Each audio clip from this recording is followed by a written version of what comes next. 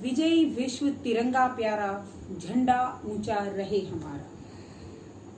विजयी विश्व तिरंगा प्यारा, झंडा ऊंचा रहे हमारा। शान न इसकी जाने पाए, चाहे जान भले ही जाए।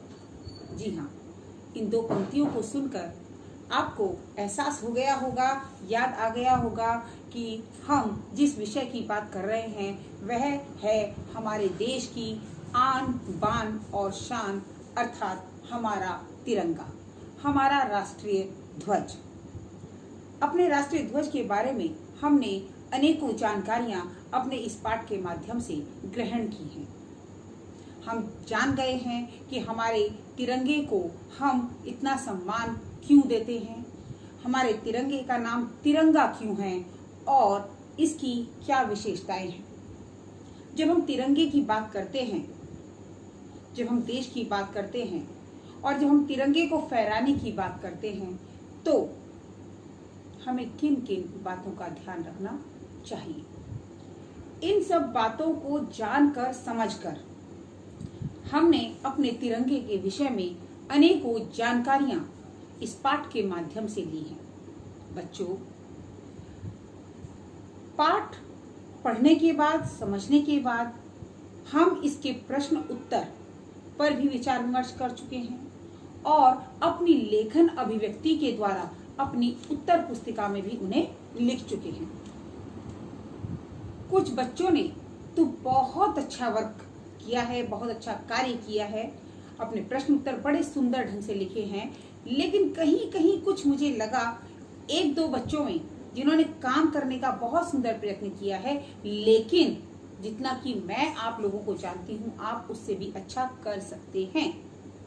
तो मुझे उम्मीद है कि आगे जो हम काम करेंगे इससे बेहतर करेंगे, अपनी लेखन पर विशेष ध्यान देंगे।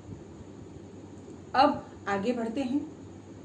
प्रश्न उत्तर के पश्चात विषय आता है हमारे अभ्यास कार्यों का, और जैसे हम करते हैं रिक्त स्थान, मैच द वर्ड्स यानी कि मिलान, शब्दार्थ आदि। तो आइए अपनी अभ्यास पुस्तिका में देखते हैं और उसमें दिए गए अभ्यास कार्यों को समझने का प्रयत्न करते हैं और उन्हें हल करते हैं। तो शुरुआत करते हैं इन शब्दार्थों से।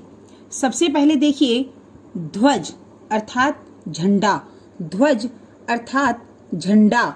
इसके पश्चात स्वतंत्र, आजाद, स्वतंत्र, आजाद। सम्मान, आदर, सम्मान, आदर। आन बान, इज्जत, आन बान, इज्जत। शान, गौरव, इसे इंग्लिश में हम प्राउड भी कहते हैं, शान, गौरव। केसरिया, केसरिया संतरी, सैफरन कलर, केसरिया संतरी। अब दूसरी पंक्ति में देखें, प्रतीक, निशान, प्रतीक, निशान। समृद्धि, संपन्नता, समृद्धि, संपन्नता।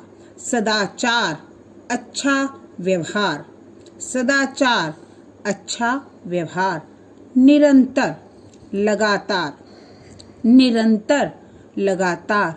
प्रगति, उन्नति, प्रगति, उन्नति।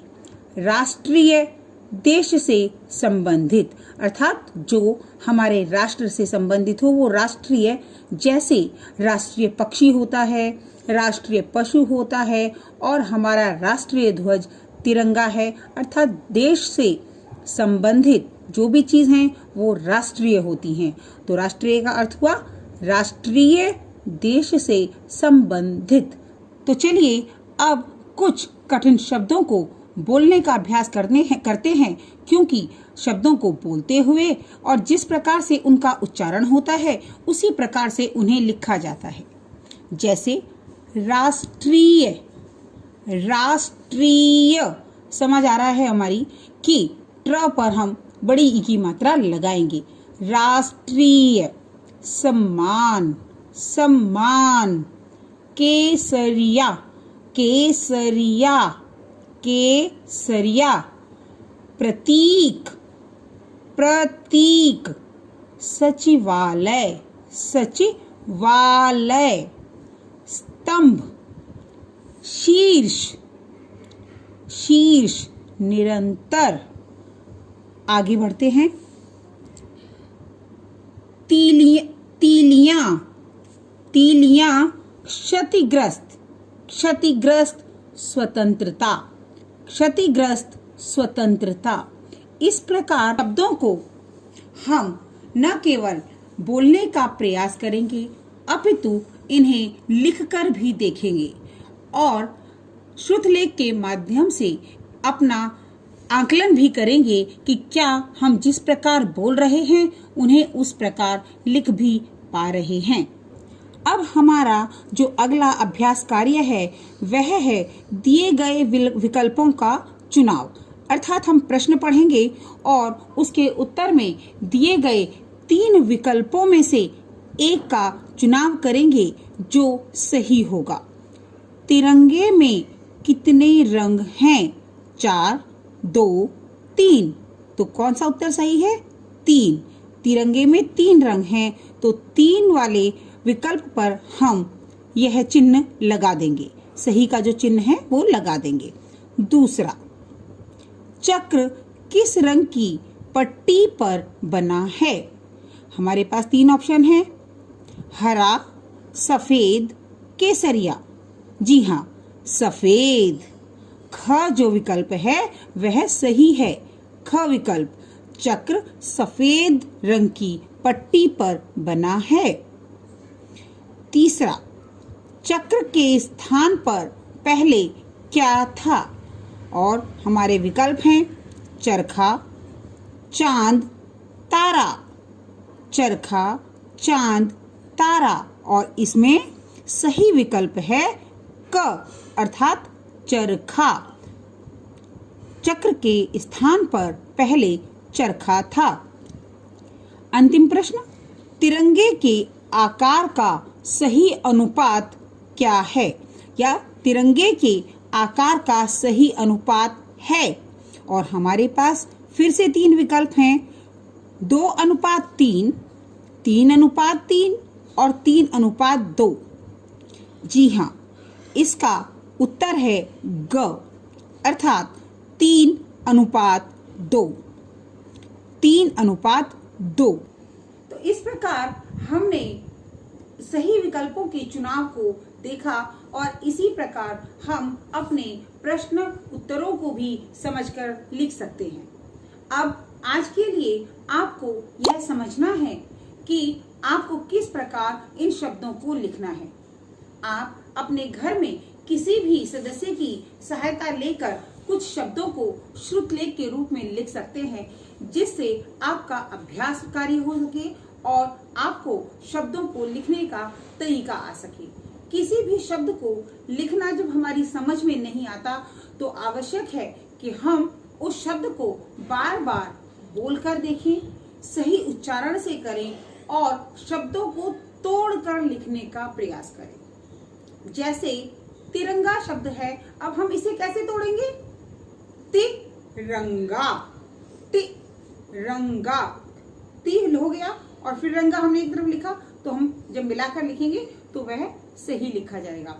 अब अगर हमने बोला है तिरंगा, तिरंगा छोटी की मात्रा, और अगर हम कहें तिरंगा तो बड़ी की मात्रा। इस प्रकार मात्राओं का जो चुनाव है वह हम अपनी ध्वनि प्रक्रिया से समझ सकते हैं। जिन मात्राओं को बोलने में हमें अधिक समय लगता है हम उन्हें बड़ा कहते हैं, और जिन मात्राओं को बोलने में हमें कम समय लगता है उन्हें हम छोटा कहकर समझ लेते हैं। जैसे अगर हम उच्चारण भी करें तो ए, ई, ओ, ऊ, ए, आई, इस तरीके से हम उच्चारण करते हैं। शब्दों के साथ भी इसी प्रकार शब्दों को तोड़कर लिखकर और बोलकर हम आसानी से समझ सकते हैं।